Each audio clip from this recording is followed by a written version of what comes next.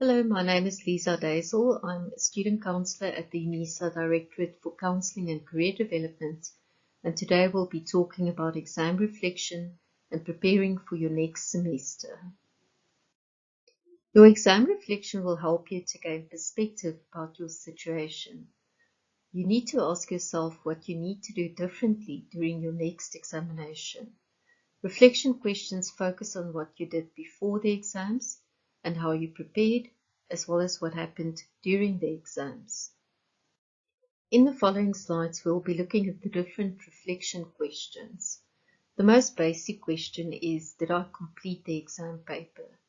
And if you did not complete the exam paper, how can you plan your time differently during your next exam in order to help you complete the exam paper?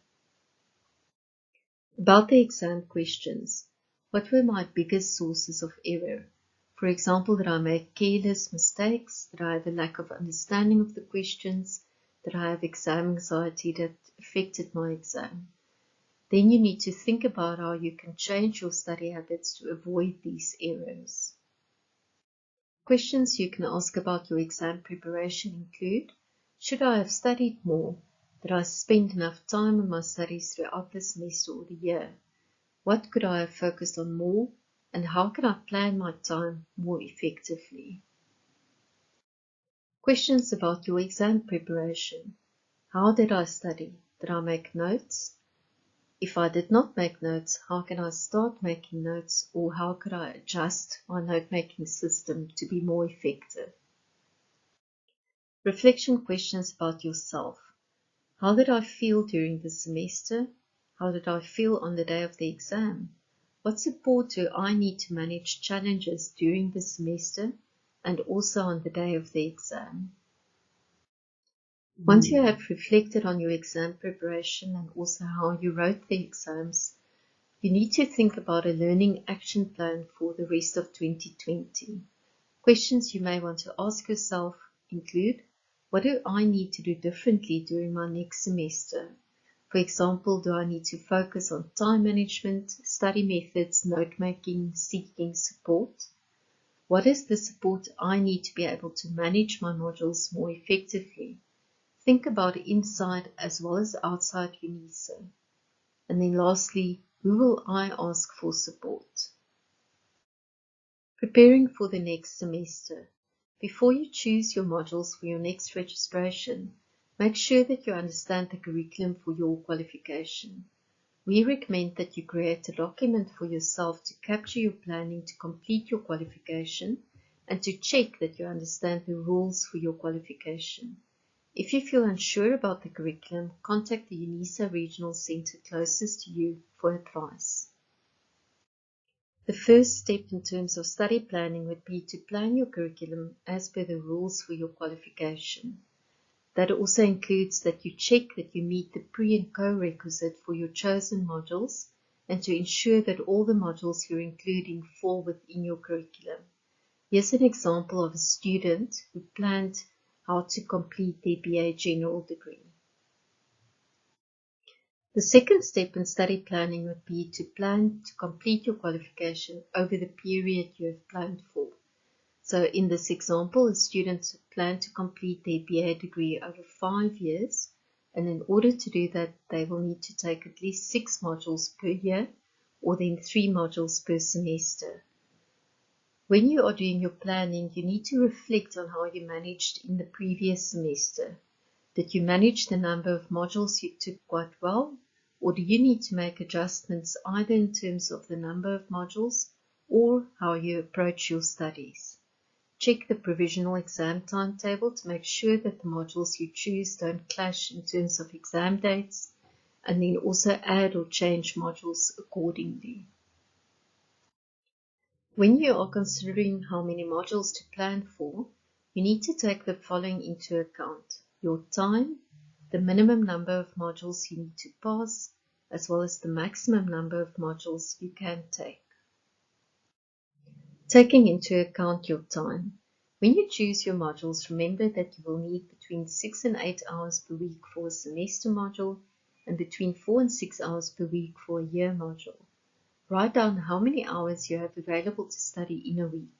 Take into account all other commitments such as working, spending time with family and friends, and participating in sports and community activities. Then divide this total number of hours by 8 or by 6 if you're doing year modules. This will give you an idea of the number of modules you should be able to manage. If you find that you have too little time to study, you need to start thinking about where you are able to sacrifice or reprioritize so that you could complete the qualification in a reasonable time. You also need to take into account the minimum number of modules. The minimum number of credits to be passed annually is 36 in your first year of study, and then 48 credits in your second or further years of study. For example, in your first year of study, you pass one module of 12 credits during the first semester, and 2 modules of 12 credits each during the second semester. This means that you have completed 36 credits for the year, and you may then be able to re-register. You also need to consider the maximum number of modules. You may not register for more than 60 NQF credits in a semester. That is not more than 5 modules per semester of 12 credits each. This does not include supplementary and/or aggregate exams, which you may have been given in a previous academic year.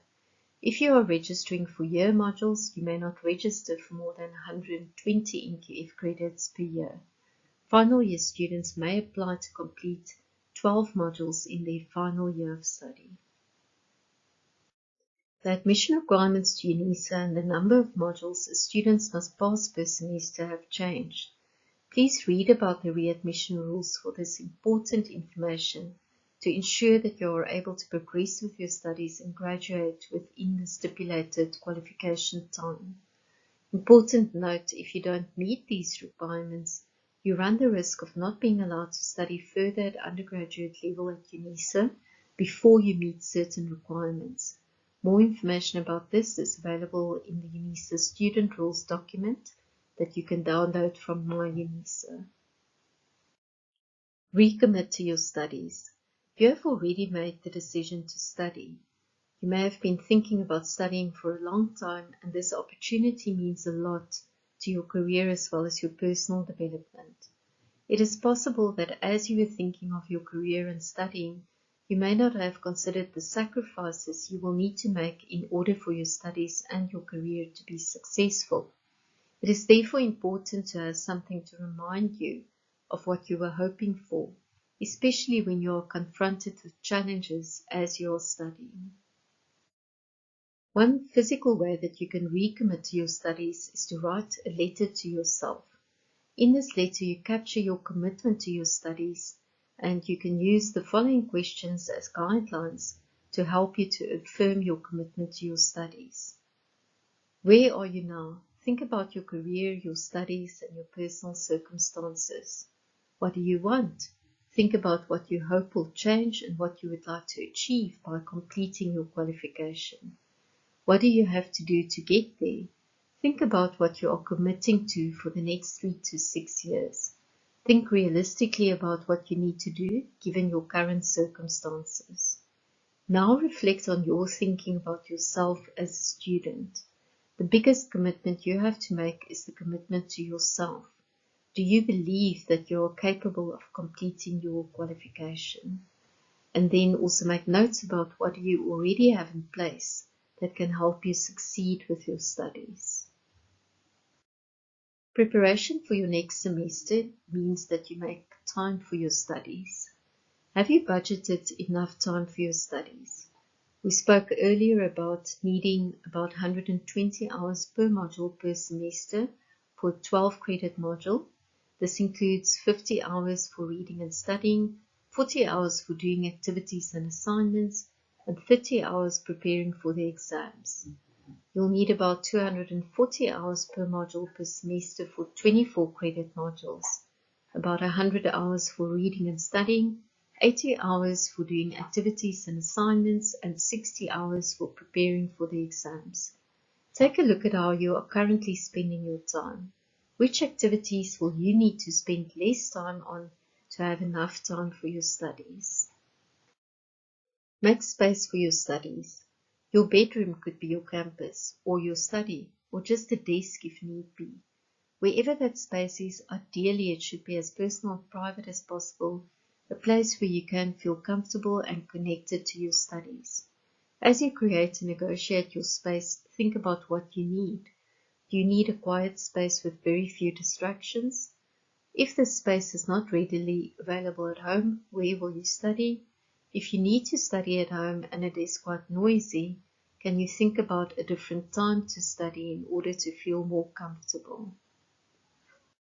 Preparing to study during the current COVID-19 pandemic and lockdown, we need to acknowledge that we are in unique circumstances that warrant us to take time to acknowledge our thoughts and feelings. It is time to check in and make sense of the new reality which is still uncertain and how it affects us. It is important to take some time to reflect on where we are in order to deal effectively with the new reality. There is still a lot of uncertainty of how things will be. However, we can still focus on our current challenges, deal with what we can control in order to manage what we cannot control. We may all have been going through the motions to complete our exams and at the same time trying hard not to feel overwhelmed. Even when you felt anxious and worried, you possibly focused on exams to avoid dealing with other challenges in other spheres of your life. Most importantly, we have all been trying very hard not to be infected by the virus, and at the same time we remain affected by the effects in different ways. It is important that you take this background into consideration, since our reflection on our first semester or exams cannot be separated from our current context. We may constantly find ourselves checking in on ourselves if we have symptoms of COVID-19 or not. In such a way, we also need to check in and reflect on our psychological state. As part of reflecting, you need to reflect on your personal space, both emotionally and psychologically. Where are you? What are you thinking and feeling at the moment? What are your fears and your concerns when you think about the next semester?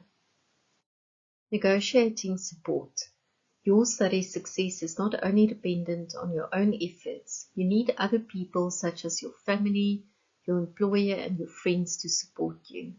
Negotiating the support of others means that you will help people in your life understand the demands of open distance e-learning and that you will communicate your challenges, your successes, and your needs in terms of your studies. Negotiation is a give and take situation. You also have to think about what you can give back to those who support you. This can range from giving others feedback about your study process, spending time with them when you are not studying, and including them when you reward yourself for success. What type of support do you need personally in order to cope differently in the second semester? You can learn more about managing your studies more effectively on the DCCD website at www.unisa.ac.za/counseling. There are many resources available to help you manage your studies more effectively. You can also talk to us. Send us an email by counseling@unisa.ac.za. Thank you for taking time to listen to this presentation and all the best for 2021.